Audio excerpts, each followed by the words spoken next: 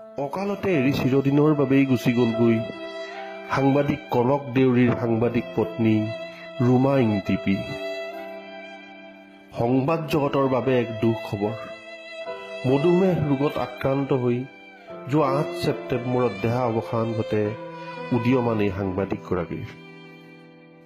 কাৰ্বি আংলং জিলাৰ খেৰণীৰ পাব্লিক প্ৰেছৰ সাংবাদিকগৰাকীৰ এই আকস্মিক মৃত্যুত মৰ্মাহত পাব্লিক প্ৰেছ পৰিয়ালবৰ্গ।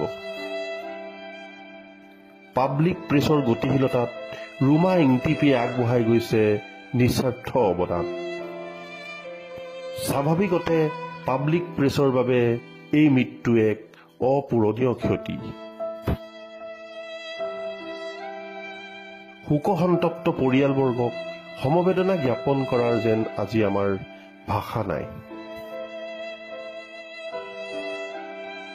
পাব্লিক প্ৰেছ পৰিয়ালৰ তৰফৰ পৰা প্ৰয়াত ৰুমা ইংটিপিক জনাইছো গভীৰ শ্ৰদ্ধাঞ্জলি। তুমি য'তেই আছা শান্তিৰে থাকা। বিদেহ আত্মাৰ চিৰশান্তি কামনা কৰিছো পাব্লিক প্ৰেছৰ পৰিয়ালবৰ্গই।